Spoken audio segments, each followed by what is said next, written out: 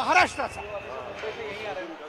नमस्कार, मी विशाल परदेशी, पुन्हा एकदा मूळ महाराष्ट्राचा कार्यक्रमात आपलं सगळ्यांचं स्वागत। मंडळी, मी जसं म्हटलं की मी आज फार वेगळ्या मतदारसंघात आहे, कारण ज्या बाबतीत असं काय म्हणलं जातं, बनी तो बनी तो परभणी, जगात जर्मनी आणि भारतात परभणी असं जे काही म्हणलं जातं, म्हणजे दूध बाजारात पण मी याचा उल्लेख केला आणि तिथल्या सगळ्या वेगवेगळ्या दूध विक्रेत्यांशी, शेतकऱ्यांशी आपण संवाद साधला। जसं मी म्हणालो, एकीकडे आहेत सत्ताधारी, दुसरीकडे आहेत विरोधक, आणि इथलं जर आपण उमेदवारांच्या संदर्भातलं गणित पाहिलं तर आपण पाहतोय एकीकडे महाविकास आघाडीकडनं विद्यमान खासदार बंडू जाधव आहेत आणि दुसरीकडे रासपकडनं, म्हणजे जी खरं तर महायुतीची जागा आहे, त्या आहेत महादेव जानकर। महादेव जानकरांना आपण कायमच वेगवेगळ्या भूमिकांमधून बघितलेलं आहे, त्यामुळे इथे नेमकं काय घडू शकतं याबद्दल मोठी उत्सुकता आणि सगळ्यांचं लक्ष आहे। पण माझा पहिला प्रश्न 40 सेकंद मी देतोय, थेट मी जातोय भाजपच्या प्रवक्त्यांकडे, का आम्ही तुमच्या उमेदवाराला निवडून द्यावं?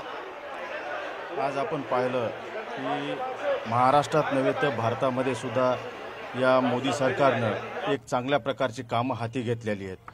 विद्यापीठाच्या बाबतीमध्ये झालं तर शिक्षणाच्या बाबतीमध्ये झालं, त्यासोबतच शेतकऱ्यांच्या बाबतीमध्ये झालं आणि युवकांच्या बाबतीमध्ये झालं।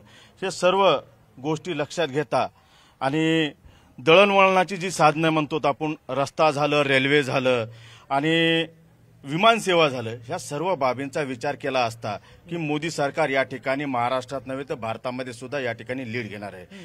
राहिला प्रश्न परभणीचा, परभणी जिल्ह्यामध्ये ज्यावेळेस आपण पाहतो की माननीय नितीन गडकरी साहेबांनी चारही रस्ते एकदम व्यवस्थितपणानं महाराष्ट्रामध्ये या ठिकाणी परभणी जिल्ह्यामध्ये केलेले आहेत।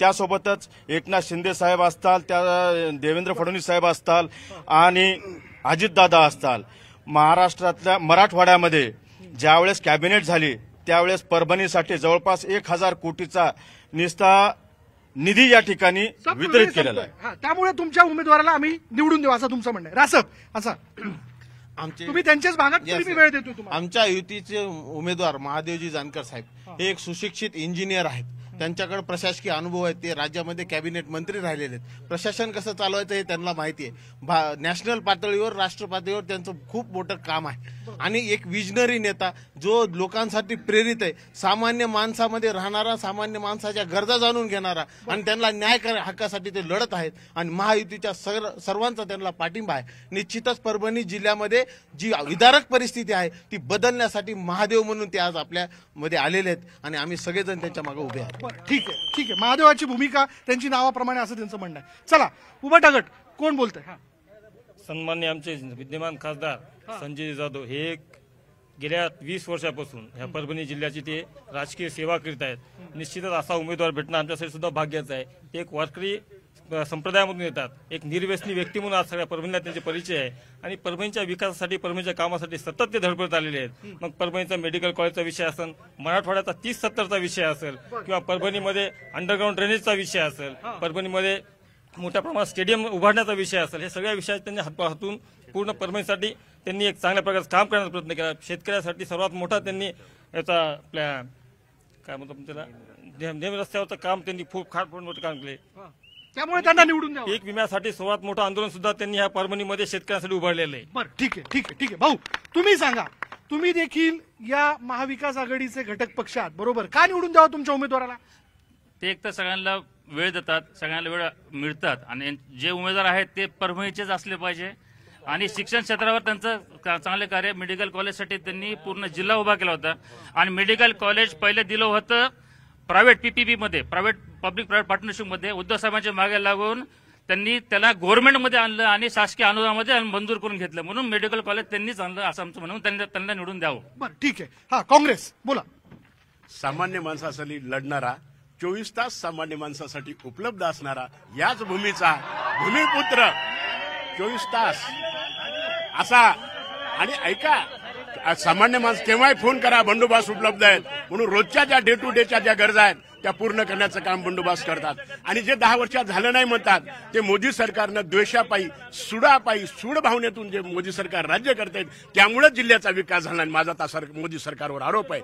आणि महागाई वाढवणारं सरकार, असं माणसात नाही जातीवाद वाढवणारं सरकार हे नको आणि आम्हाला सर्वांना सोबत घेऊन जाणारं एक सक्षम सरकार पाहिजे, म्हणून बंडू जाधव यांना निवडून। ठीक आहे, ठीक आहे, ठीक आहे। चला, आपण प्रत्येकाने स्पष्ट केलं हा राष्ट्रवादी काँग्रेस. हा बोला. हा तुम्ही तर मोठ्या दिलाच्या, तुम्ही तुमच्या कोर्टातनं जागा दिली. राष्ट्रवादी काँग्रेस पक्षाची कायम आणि नेहमी भूमिका राहिलेली आहे की आम्ही यशवंतराव चव्हाणांच्या विचारावर चालणारे माननीय अजितदादा पवारांनी एक गोष्ट मात्र मोठ्या दिल्यानं मान्य केली, सर्व समाजाला प्रतिनिधित्व मिळालं पाहिजे आणि मान्यवर कांशीरामाच्या विचारांनी प्रेरित झालेले महादेवजी जानकर यांना परभणीची जागा राष्ट्रवादी काँग्रेस पक्षानं मोठ्या दिल्यानं दिली आणि आमच्या उमेदवार इच्छुक असताना सुद्धा माननीय राजेशदादांनी मोठ्या दिल्यानं मोठ्या प्रचारास सुरुवात केली आणि माननीय प्रतापभाई देशमुख इथले शहर जिल्हाध्यक्ष ते सुद्धा पूर्ण ताकदीने उतरले आहेत. राष्ट्रवादी काँग्रेस पक्ष मेडिकल कॉलेजचा विषय त्यांनी जे काढला. आता का निवडून द्यावा हाच मुद्दा, मी येतो त्या मुद्द्यावरती. बरं, परभणीच्या बाबतीत बोलायचं झालं तर सिंचनाचा विषय आहे, शेतकऱ्यांचे प्रश्न आहेत, शेतकऱ्यांच्या एकूणच शेतीमालावरती प्रक्रिया करणारा उद्योगाचा मुद्दा असेल, इथले रस्ते, इथले लोक गमतीने असं म्हणतात की आम्ही पैज लावतो आणि शेवटचं आठवून दाखवा की आमच्या घराच्या समोरच्या रस्त्यावर डांबर केव्हा टाकण्यात आलं, असं देखील म्हणण्यात येतं.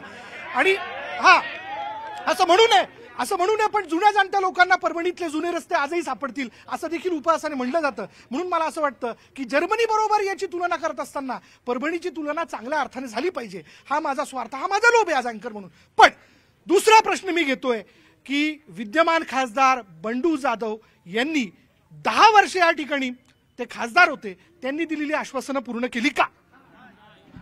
आश्वासन अजिबात पूर्ण केलेली नाहीत, कुठलंही काम केलेलं नाही. साधी सुतगिरणी काय पिठाची गिरणी सुद्धा टाकली नाही.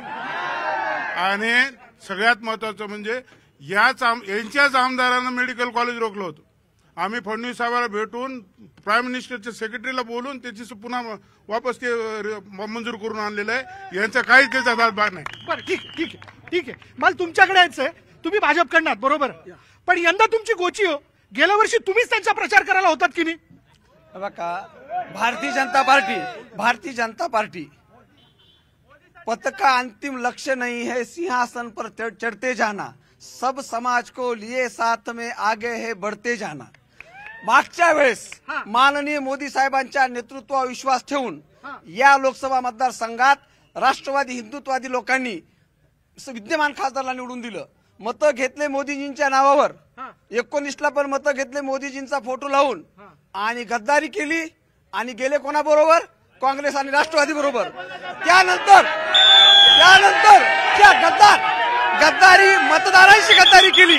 त्यामुळे आम्ही आता भारतीय जनता पार्टीच्या विचारावर निष्ठा ठेवून महायुतीच्या सर्वसामान्याचा माणूस लोकसभेस पाठवणार. शांत राहू.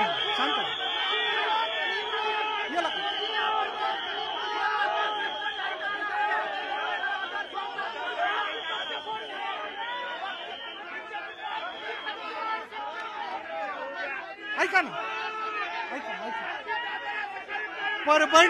परभणीतल्या ऐका ना काका, तुमची एनर्जी वाचून ठेवा. मी येतो तुमच्याकडे. हा येतो ना भाऊ ऐका ना, हा शो सबंध महाराष्ट्र बघतोय. आपण परभणीची शोभा करणार आहोत का? नाही ना. हा येऊ दे. ओ दादा देतो ना, येतो ना. मला तुम्हाला विचारायचंय, विद्यमान